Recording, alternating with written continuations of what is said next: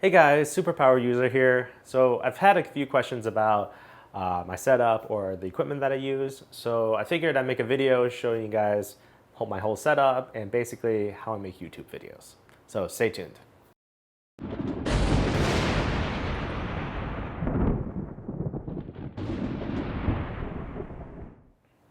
So the first things first is the camera that I use. The camera that I use is the Canon EOS R, which is Canon's mirrorless full-frame camera. And with that camera, I use a RF to EF lens mount adapter. And the lens that I use is a 16 to 35 millimeter f4L image stabilized. I prefer this lens because it's an ultra wide 16 millimeter and it's very good for the Canon's 4K crop, the very big crop that the camera has. And I usually shoot in 4K, so the 16 millimeters allows me to get the very wide angles, especially very close to the camera, and without, having to move the camera all the way back there.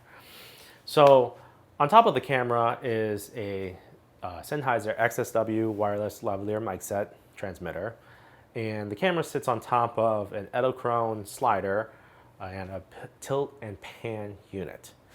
This unit usually sits on top of a Manfrotto tripod, and usually this whole setup is pretty much in the corner of the room and very stationary.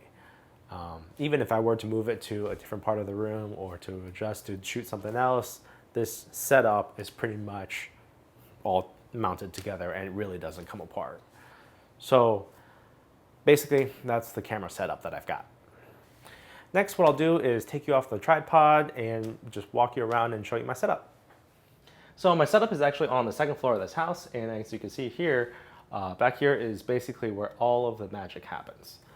This is a loft area of the house, and because it's a relatively small room, and because of the smooth ceilings and smooth floors, I actually had pretty poor sound quality in here and very bad echoes.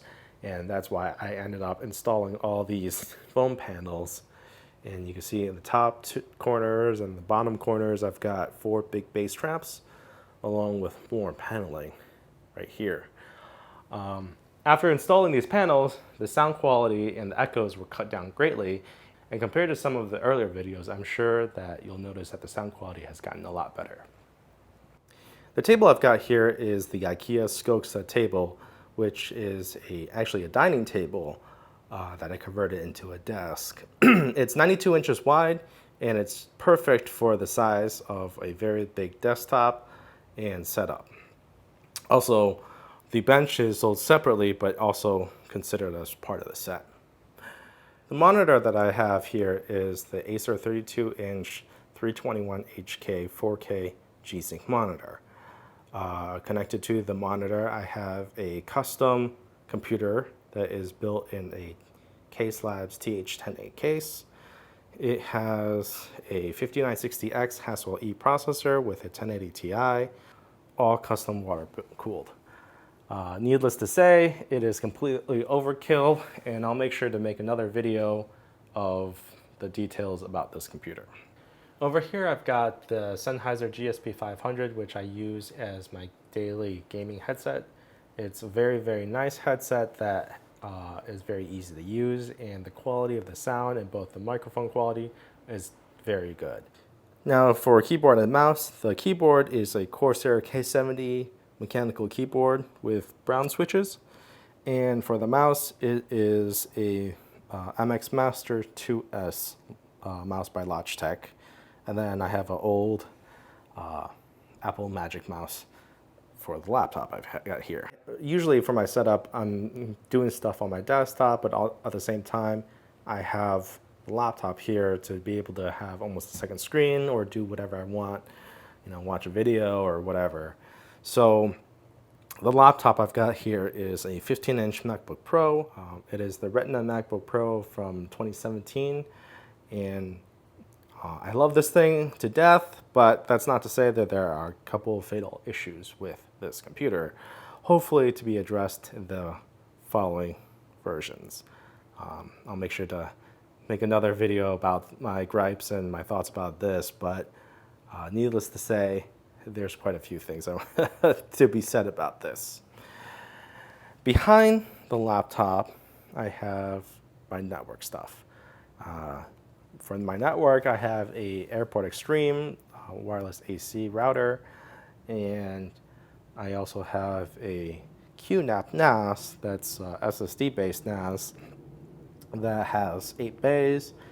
It has a total of 16 terabytes. If I remember correctly, those are 2 terabyte SSDs, and since there's 8 of them, that would make up 16 terabytes, minus a couple for redundancy, about 14 terabytes of usable space. Below the NAS is the 10 gigabit switch from QNAP, and needless to say, this entire setup here I've got here is based off of 10 gigabit. The NAS has 10 gigabit Ethernet, the desktop has 10 gigabit Ethernet, and of course the laptop has Thunderbolt 3 and very high connectivity as well. So it allows me to transfer files from up here, the setup, to downstairs, all around the house. And it also allows me to edit files, video files, directly off of the NAS. So as you can see, that's basically my setup here. And I'll make sure to link all of the major pieces of equipment that I've got and the associated reviews in the description down below. But if I haven't covered it and you still have some other questions, make sure to comment in the section down below, and I'll try to answer whatever questions that may come up. In the next video, I want to go into the details of how I built the computer and all the specs and all the considerations. So if that sounds interesting to you, make sure to hit that subscribe button and perhaps that notification icon to be notified when that video goes live. So we'll see you in the next one.